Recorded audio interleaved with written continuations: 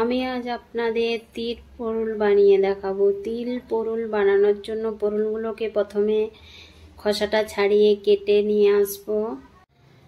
আমি পোরুলগুলো কেটে ধুয়ে পরিষ্কার করে নিয়ে চলে এসেছি, জল ঝরিয়ে দিয়েছি। আর তিল পোরুল বানানোর জন্য এখানে তিল নিয়েছি।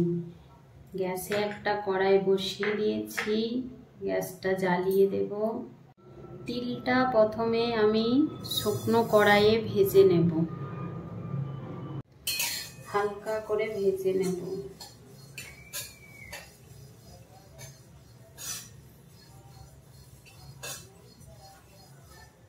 তিলটা আমার ভাজা হয়ে গেছে, এবার তুলে রাখবো। ঠান্ডা হলে একটা পেস্ট বানিয়ে নেব।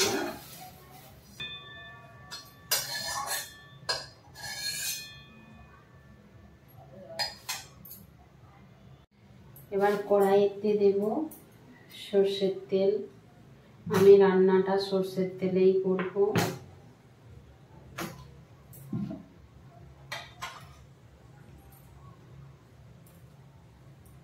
ফোড়নে দেব দুটো শুকনো লঙ্কা,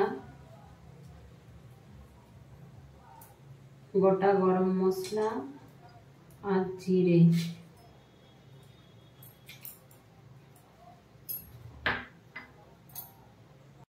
ফোড়নটা ভাজা হয়ে গেছে, এই সময় আমি কেটে রাখা পোরুলগুলো সব দিয়ে দেব।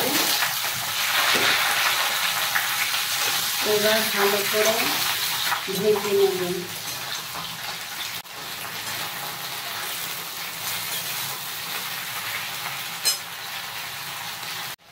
পোরুলটা ততক্ষণে ভাজা হতে থাক, আমি এটার একটা পেস্ট বানিয়ে নেব। তিলটা একটা মিক্সিং জারে নিয়ে নিলাম আর 4টে কাঁচা লঙ্কা দিয়ে একটা পেস্ট বানিয়ে নেব। পেস্ট বানিয়ে নিয়ে চলে এসেছি, পোরুলটা ভাজা হয়ে গেছে। এই সময় আমি পরিমাণ মতো নুন দিয়ে দেব।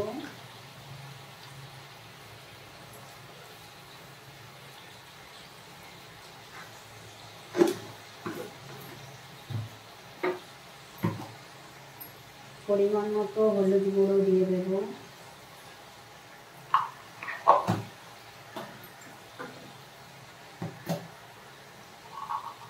পরিমাণ মতো ধনে গুঁড়ো দিয়ে দেব।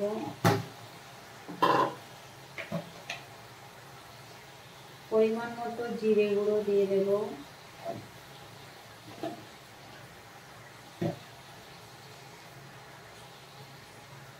পরিমাণ মতো কাশ্মীরি লঙ্কার গুঁড়ো দিয়ে দেব।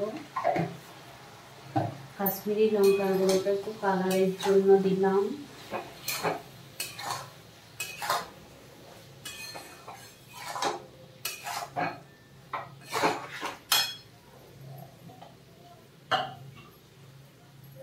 এবার বেটে রাখা কাঁচা লঙ্কা তিলের পেস্টটা আমি এর মধ্যে দিয়ে দেব।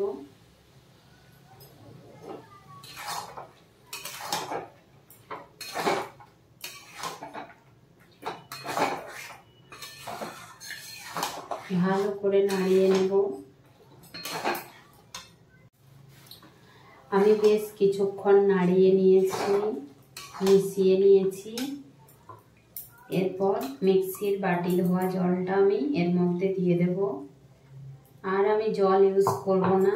এবার ঢাকা দিয়ে দিয়ে আমি রান্না করে নেব। সম্পূর্ণ নিরামিষ রান্না।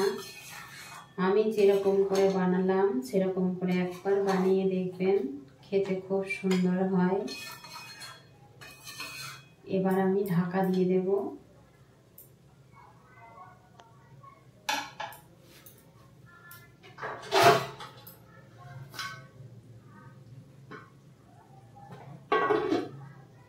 ঢাকা দিয়ে দিয়ে রান্না করে নেব। ঢাকাটা খুলে একবার নাড়িয়ে দেব।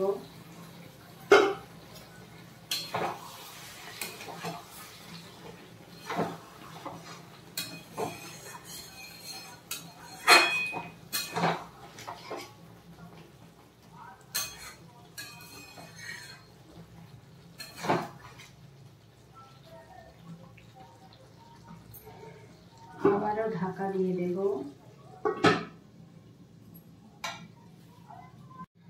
আবারও ঢাকাটা খুলে নাড়িয়ে দেব। আমি এরকম করেই রান্না করে নেব। পোড়ল থেকে জল বেরিয়ে এসছে, এই জলটা পুরো শুকিয়ে নিতে হবে। আর ঢাকা দেব না, গ্যাসটা ফুল করে জলটা শুকিয়ে নেব।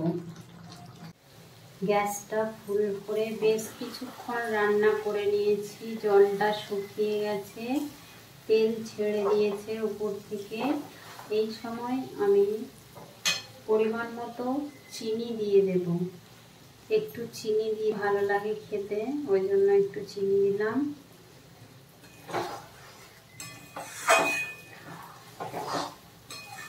চিনি দিয়েও আমি নাড়িয়ে নিয়েছি, মিশিয়ে নিয়েছি। এবার আমি গ্যাসটা বন্ধ করে নামিয়ে নেব।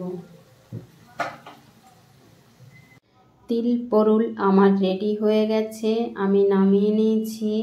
এটা ভাত, রুটি, লুচি, পরোটা সবের সঙ্গেই খাওয়া যায়। প্লিজ আমার ভিডিওগুলো যদি আপনাদের ভালো লেগে থাকে তাহলে লাইক, শেয়ার, সাবস্ক্রাইব, কমেন্ট করবেন।